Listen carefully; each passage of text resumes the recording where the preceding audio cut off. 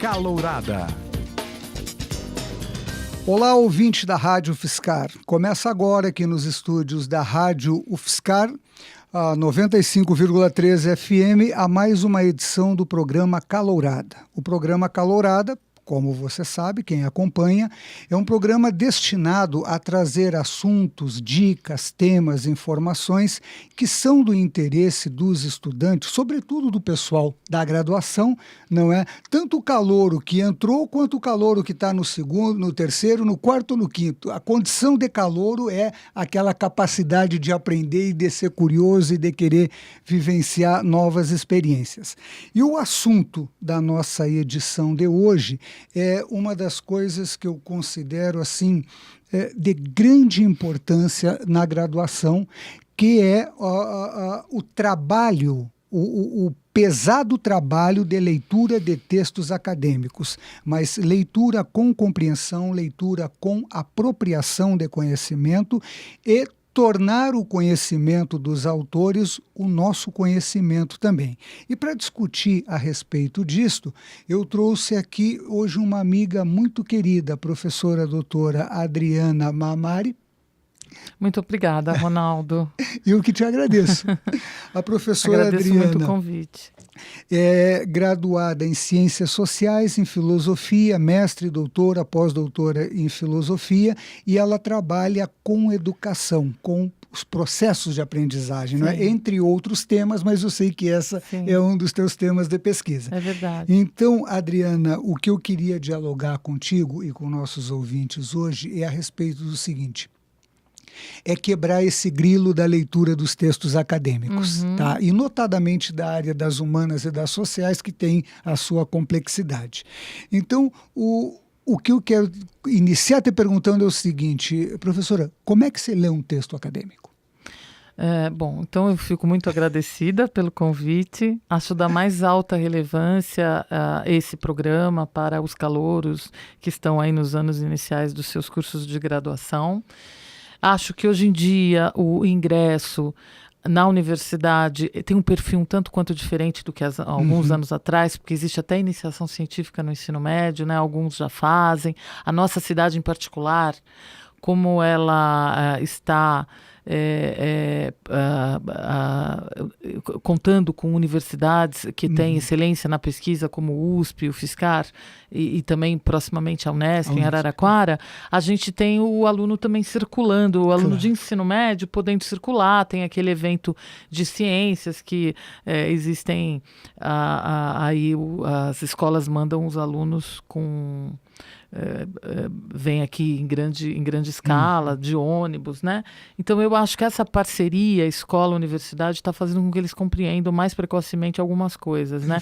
Mas sem dúvida esse programa é bem-vindo, porque há também aquela coisa do rito de passagem, ainda se mantém a dificuldade do aluno que é jovenzinho, né? Ainda entender que o momento da universidade,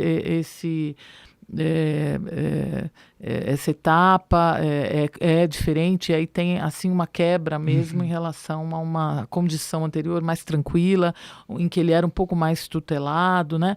Então há mais autonomia, mais independência, então ele sofre um pouco. Acho muito importante um programa que traga assim alguns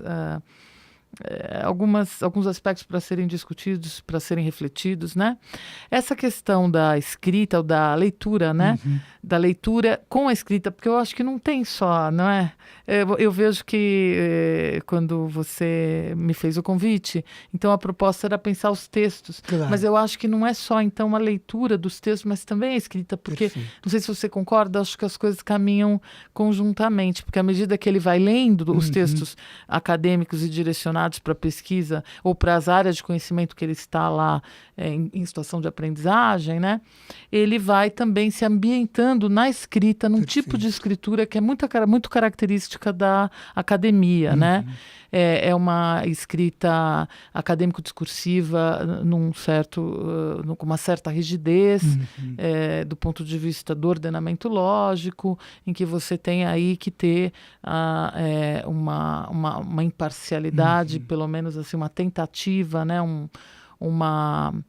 um caminho, uma direção rumo a uma imparcialidade. Não que ela vá ser definitiva, mas você desenha um percurso que vai tentar, ao máximo possível,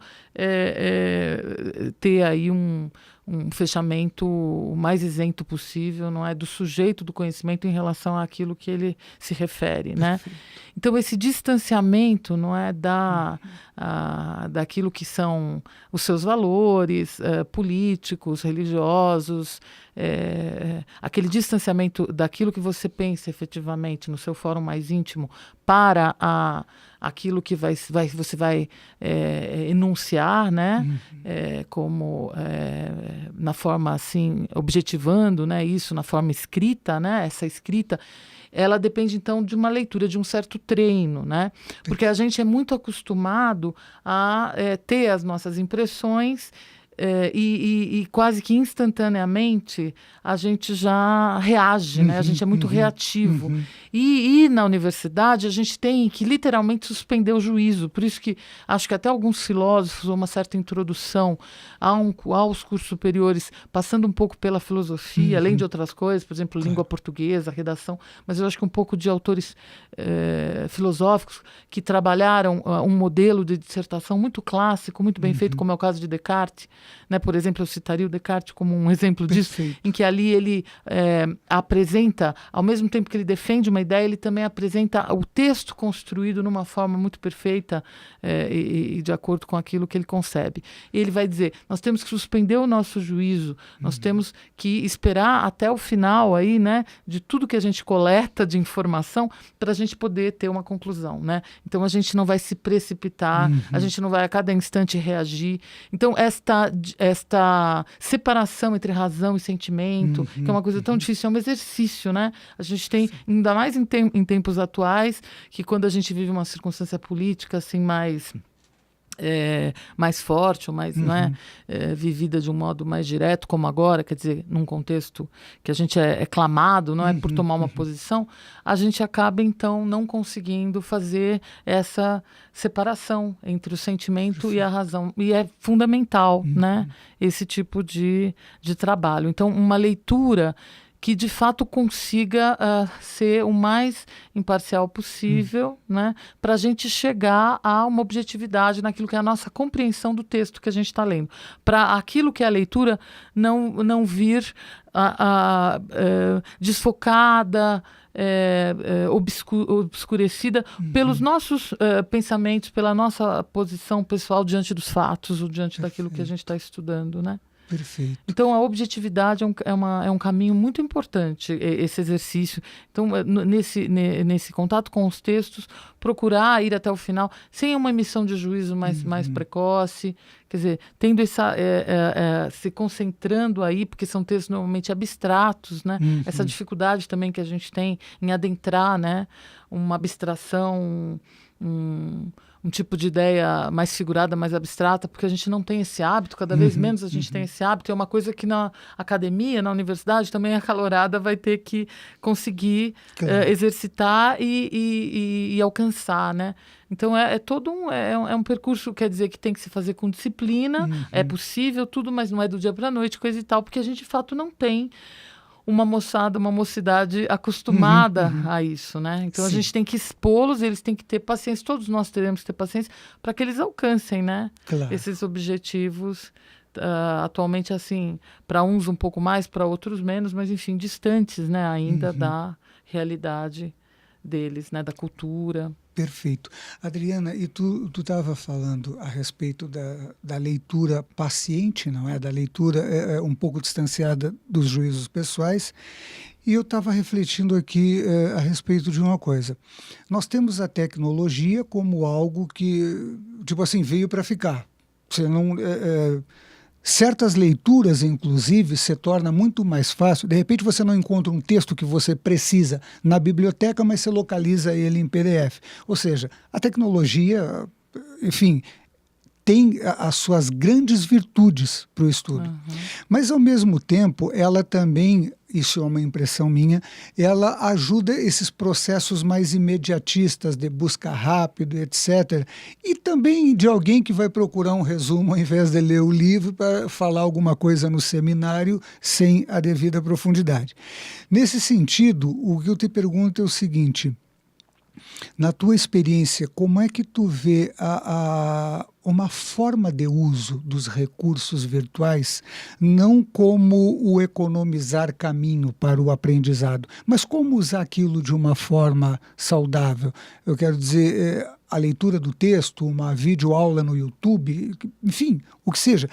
É possível, na tua opinião, utilizar a tecnologia de uma forma que não seja encurtar o caminho para o conhecimento? É a minha pergunta.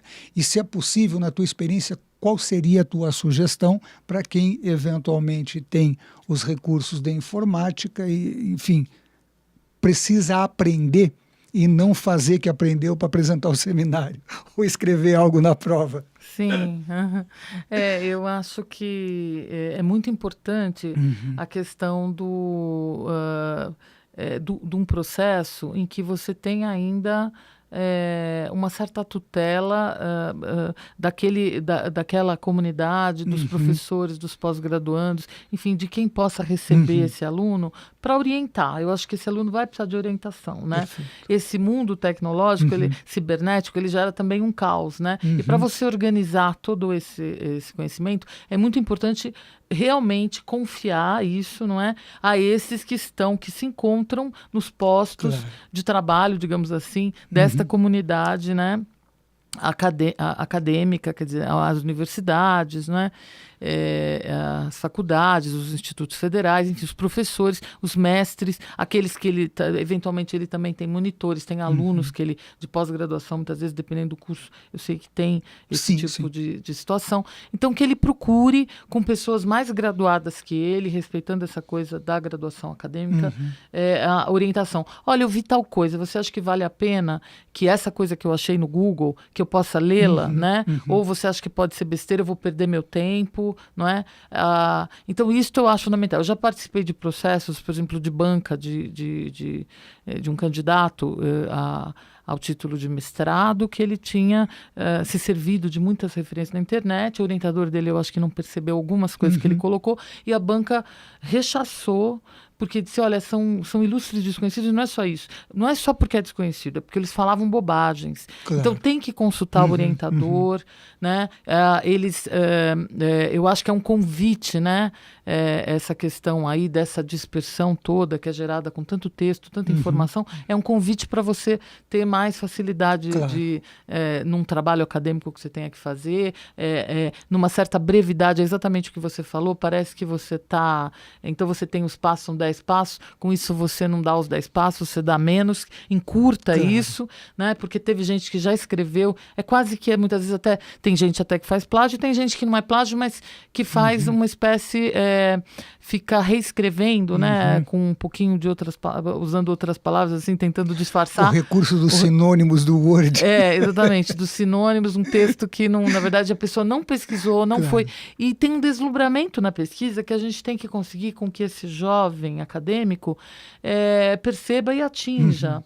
Há um maravilhar-se com isso, não é possível de se ter, não digo que todo mundo vai ter essa sensação, mas ele tem que tentar, a gente tem que tentar despertar nele isso, e que é um caminho totalmente diverso de facilidade, de você já achar coisa pronta, né? Porque senão você se acomoda também, é uma coisa que acontece com todo mundo, mesmo as pessoas com muita capacidade de estudos numa determinada área, se ela recebe tudo muito fácil, ela não exercita aquilo que é um processo mental um pouco mais assim doloroso, né? O Sócrates chamava de maiêutica, que é você pensar. Maiêutica é uma palavra grega, né? Que é parir. Então é um parto, vai ser doloroso, vai ser difícil, mas faça esse parto porque você ganha no final, né? E depois você gosta. As mulheres que têm vários filhos, de uma forma mais natural possível, elas gostam. Quer dizer, dói, mas é uma dor interessante, você ganha. Eu acho que quando a dor não é dor, né? A gente pode até chamar de outro modo, quer dizer, você tem ali um esforço, mas Não é dor, né? Dor remete a sofrimento. É um esforço, mas é um esforço que você gosta, né? Eu digo porque as mães também de um parto natural têm aquela linha do parto humanizado para natural. É uma coisa que depois elas vão dizer, nem lembro da dor, né? Porque é o prazer do processo, você não está propriamente doente. Então a gente não está doente quando está estudando, não é? Então não é uma dor, não estamos doentes, mas é quase que uma musculação mental que nós fazemos. Esses jovens vão à academia, então também tem que pensar em fazer algo para a mente. Eu acho que quando você que está respondendo o problema, você que está se esforçando na melhor solução e não está pegando de bandeja, de mão beijada, uma coisa pronta na internet, é uma musculação mental que você está fazendo, muito importante que seja feito também, né? É o preparo mental que nós temos que fazer. No começo vai ser mais difícil, depois você vai se habituando e vai se tornando mais fácil, vai se naturalizando, você vai fazendo isso com uma trivialidade impressionante. Então é bom que você introduza isso como um hábito de escovar os dentes, de pentear o cabelo, qualquer hábito desses, o hábito da leitura, da concentração, da abstração, né?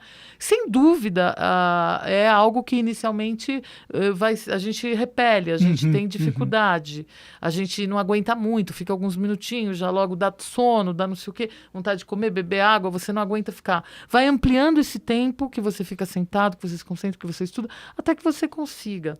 Porque é fundamental não se ter eu acho que a tecnologia, ela é em certa medida uma ilusão, né? De acesso que você tem, mas que então com isso você está... Uma ilusão de que você aprendeu, uma ilusão de que você atinge o conhecimento, a apreensão do conceito, que você aprendeu o conceito, mas na verdade não é bem assim. Você depois esquece, porque você não teve um caminho assim realmente de busca mais aprofundada, você não tem a retenção efetiva daquele conteúdo, né? Ele vai se dispersando da sua mente muito rapidamente.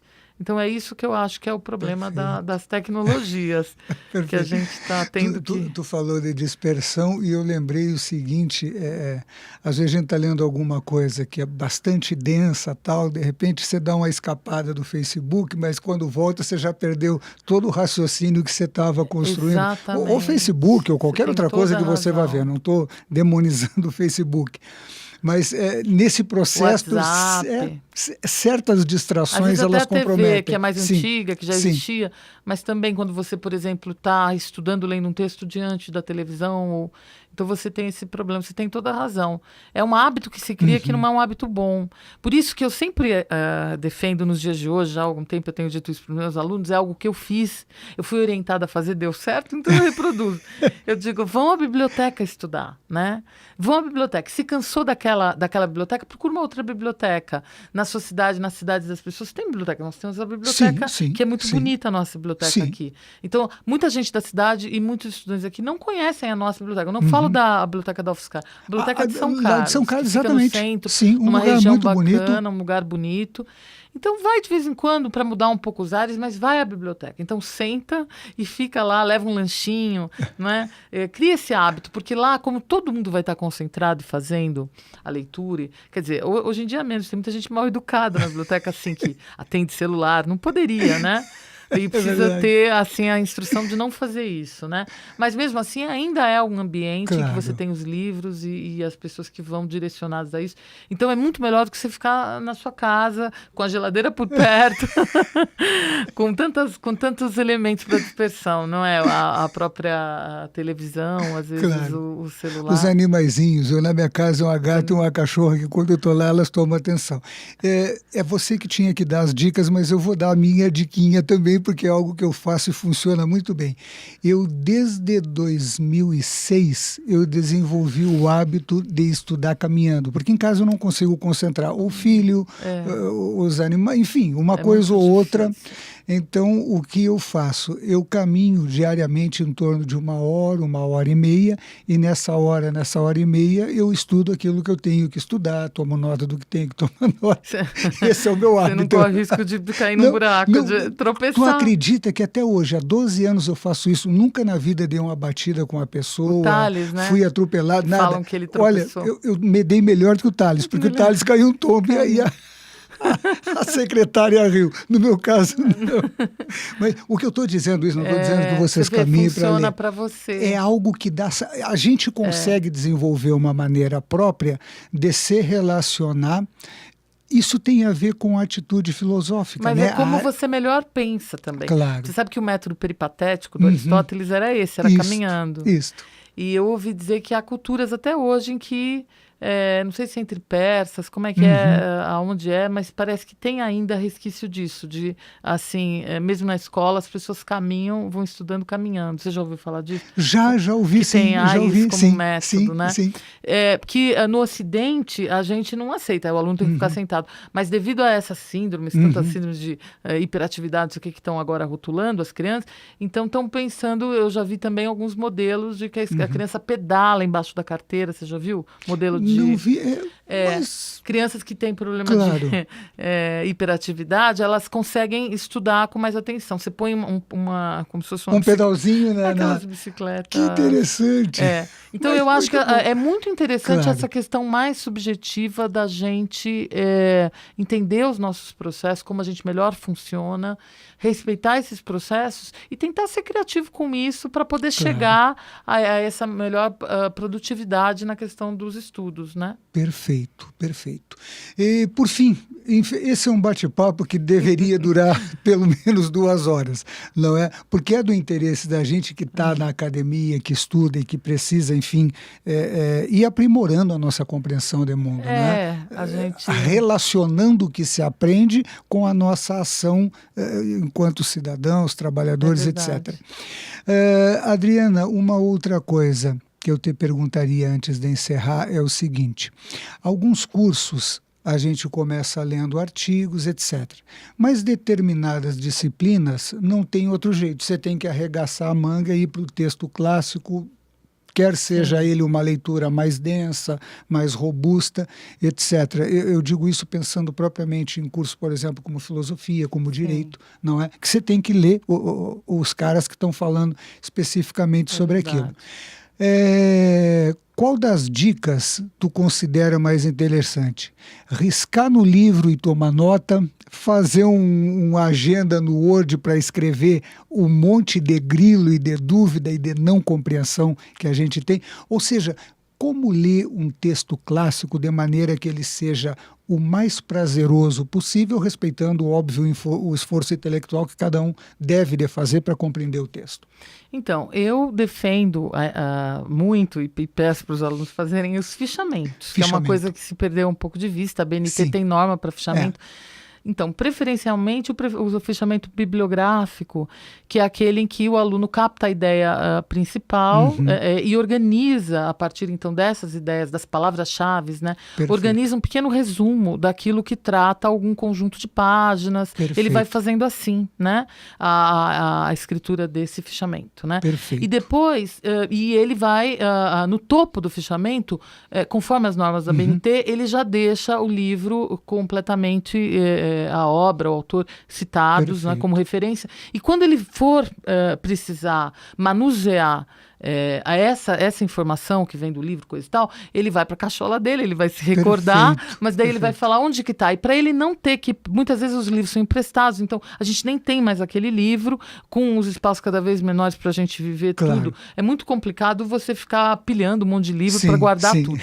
Então, mas os fichários não, né? Então você faz, preferencialmente, inclusive com fichas, mas se não, você pode fazer em papel. Eu gosto muito de cores, usar cores, usar aquelas etiquetinhas e um marcadorzinho nas fichas com cores distintas, dependendo do tema, por exemplo, que você queira se servir dele depois para escrever. Você vai escrever sobre democracia, um artigo. Então você tem lá, por exemplo, nos diversos autores que você já estudou, que você já leu as obras, não é? Você tem as fichas e você vai exatamente nas fichas que remetem àquele tema que você está procurando escrever. Então ali você já tem o número de páginas, a citação, muitas vezes você faz a citação lá, ou você faz uma paráfrase, mas então você já tem condição de citar, de trazer para o teu texto. E para um texto analítico, que é a necessidade que a gente tem depois de escrever, para escrever um doutorado, um mestrado, uma tese, uma dissertação, que é um texto analítico, então é necessário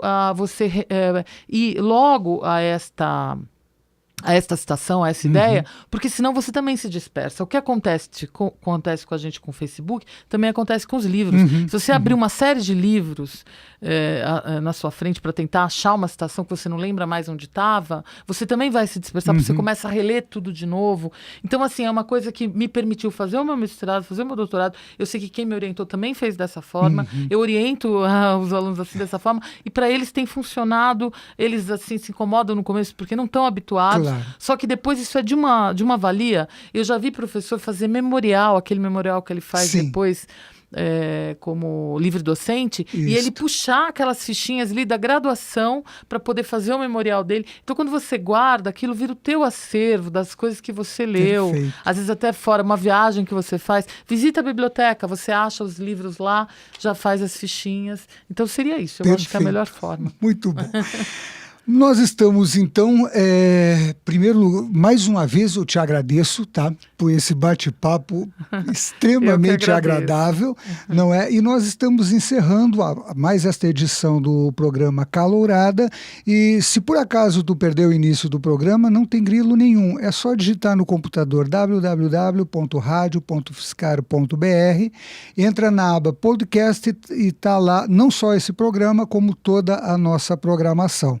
Aproveito para sugerir que baixe o app no seu celular, porque aí você pode concorrer a ingresso para o cinema, par de ingresso para o cinema, entrada para show de rock, peça de teatro, peça de dança, enfim, tudo aquilo que contribui com a alegria do nosso ouvinte. Um grande abraço a todas e todos e até a nossa próxima edição. 95,3 FM.